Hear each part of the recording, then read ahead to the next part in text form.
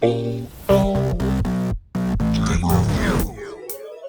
up, y'all? IntraVenus here, back with another episode. Today we're taking a look at the QRD Stellar T5. This is a really nice controller from QRD. This is for the Nintendo Switch, and it is a Joy-Con alternative. So we're going to unbox it here for the first time on the camera, and then I'm going to leave for a couple days and check it out, and I'll return instantaneously to tell you what it's like. So on the back you'll see this has Hall effect joysticks. It's got 8 colors of LED lights built in. We got button mapping, turbo functionality, micro switches, and these macro keys. This is great. So you can set up special button combinations on here. The micro switches are nice because they give you those real clicky buttons. You'll see here on the top that it has a 500 milliamp hour dual battery going on here. I assume that's one battery per handle, but I'm not positive. This does have wake up functionality, so you don't have to go over to your console and turn it on. I remember closer to when the Nintendo Switch first came out, there were a lot of controllers made by third parties that couldn't wake up your console, so you'd press the home button and it would turn on the controller, but it wouldn't turn on the console. Well, you don't have to worry about that here. This is great. This is actually a really good box, too. Nice packaging. This looks very nice indeed. Let's remove this plastic cover, and we've got an operating manual. That's going to be really important because there's so many button combinations involved to change the colors, whether they breathe or stay lit, change your intensity of vibration within the controller handles. Oh, well, look at these. They got these nice little padded rings protecting the analog sticks. I've never seen that before in a box controller. Pew, pew, pew, pew. Alright, cool. I'm going to keep these on my thumbs maybe while I remove this. They're not meant to be rings, though. Let's pull this baby out. It's a little plastic carton. Nothing else in the box. Let's see. I really like the way this looks. It's like a clear smoke color. There are some shapes visible inside of the clear smoke instead of just like the regular wires. Oh, look at that. Look, it's got an interchangeable D-pad. I did not know that that was going to be the case. That is really cool. So we got like a Sega Genesis style D-pad on here, and we've also got more of a Nintendo style. You could swap them out. That's really cool. And we got our charging cable, USB-C of course. Look at this. So this little T-shape must lock right in. I assume you can just kind of pull this D-pad right off. Didn't come with any tools, so I imagine it's not that hard. We'll try swapping these out in a bit too. Now this feels really nice in my hands. All those micro switches are very apparent. You know, it's really great for playing games when you want to hit the buttons really fast and precise. You could really rapid fire with those. Got some macro buttons. These are your release buttons, so you can release these controllers from its little controller hub here. And I imagine you could probably connect your regular Joy-Cons to that as well if you wanted to. You know, these feel alright in your hands, even as you know, detached controllers too. Not bad. Some good weight to these. Alright, y'all, so here we are in the future. I've been using these for a few days, and I've got to say, honestly, I really like these. To be fair, I was given these for free to review, but all of the views and opinions here expressed by me are my own. I wasn't paid to do this video. I'm not making any money off it. I simply was given them for review, and I really like these. I also really like, this is like a rubbery grip on the back here. This feels really nice. And these buttons feel pretty good too. I don't use those a whole lot, but some people really might. There's your micro switches. Listen to that. Imagine how many times you could hit that trigger with that micro switch. Bam, bam, bam, bam, bam. Hear that? All those. The Hall effect joysticks are nice.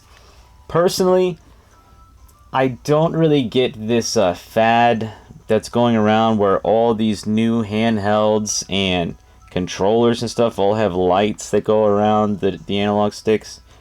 I don't really see that as a necessity, but it's cool. It's neat. It's a neat feature. I also think it's nice that you could turn them off if you don't want them there. But every once in a while, you might want to see that. And you could hold down your T button and press it to turn them on, and you can do it again to change colors. So you could have them match or not match, which is Pretty nice.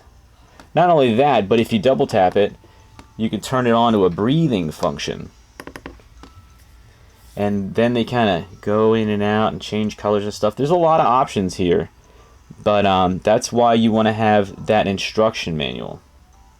Within the operations instructions or your instruction manual, you will find all the information you need to know about this and how it operates. Connecting is very simple. You just connect these handles to your Nintendo Switch and they'll just sync right up. Super easy. But we also have our motor vibration regulation. There is a button on here that looks like these two little wavy symbols, and you can actually adjust the intensity of your vibration. So right here is the way the button actually looks. You can hit that, and depending on how you're doing it, you can turn it on from 0 to 100%. You got off, 30%, 50%, 75%, and 100%. And you can do that individually on both of these. I find that to be impressive. You've got a back key function, and this lets you set whatever you want to that button. Your back keys, we got MR and ML here. Now those could be either set to single buttons. Say you'd rather hit the B button back here because you'd rather use that finger for it. Whatever reason, it helps you in your combos and stuff. You could do that. You can also set these up for multi-button macro presses. So use a certain button combination as listed in the instruction manual, and then you tap a series of buttons. And then you set it, and whenever you hit that button, well, you're going to get whatever, an entire special move. You can set a whole fatality on there from Mortal Kombat, which is wild. That's also something that, it's not for everybody, but you might enjoy it. I do actually find that this controller feels really comfortable in my hands when it's in the actual full controller mode. I do have a Nintendo Switch Pro style controller, but I almost like this better, and that's mainly because of this D-pad. I love this D-pad. Though, we haven't changed it out, so let's see what that's like. You can see in here there's like an edge. I imagine I could just pull it with my fingers. Ooh, it slides out real easy. No problem there at all. You see by the shape of the T and this wall up here that you'll never accidentally put it in the wrong way. So we're going to line that T up there like so. And it's just there. It doesn't really click in there or anything, just slides in there real nice. And now we have a fully functional D-pad. The D-pad was something missing from the original Nintendo Switch controller, and many of us sought out a Pro controller and such to remedy that situation. Well, now you got that. Of course, the Hall effect joysticks, these analog sticks, well, they won't ever get drift, apparently, because of that new Hall effect style. This is just, all in all, it's a really well-made controller. As I was saying before, these shapes underneath the shell, they seem to be almost random, but at the same time, I don't know, like there's a 7 there. I swear that's a music note, another 7. We got some interesting shapes, some like diamonds and stuff. Is there a hidden message here? I wouldn't be surprised if there was. That'd be a cool thing for them to do as the manufacturers.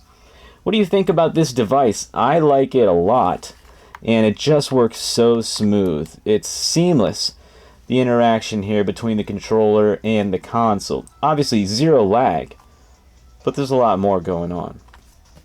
I personally am going to be using this daily. Whenever I play my Nintendo Switch, this is my new Switch controller. I'll leave links in the description below if you want to check it out and get your own. I do recommend it. They only go for about $55, $60. I'll put the price here on the screen, and that might change depending on sales. I'm not sure, but QRD, they're doing it right. There are some similar companies, I'm not going to list the names and stuff, that have done similar style controllers. And I've even talked about them on this channel, but this is actually the best and most comfortable, most sturdy, best feeling version of any style of controller that I've ever come across in this fashion. It's good. It's real good. I like it, and I'm not complaining. But I am going to put this D-pad back on here because I think more consoles should have this. I love that disc. Let me know down in the comments how you feel. Which D-pad would you like more? Are you thinking about getting one of these? I'd recommend it. Do you like micro switches? Always a nice addition to game controllers. And hit the like button, subscribe if you're not already. It really helps me out and encourages me to make more videos. I got a lot more coming. And I'll be playing some more Nintendo Switch until I do the next one. So until then, I'll catch you on the next episode. Peace out. Well, that was just childhood. We were all there together, and in denial would play like it was forever. And in the tall woods, we'd stay out of the weather like it was all good. Every day we made it for pleasure. We were saying whatever came to our minds, plain and simple like a tether ball reaching the sky. We were taking new heights on the swing while it was making us fly. Beat the king of the hill and everything will be fine. The thrill of everything we would find, the innocence of a child.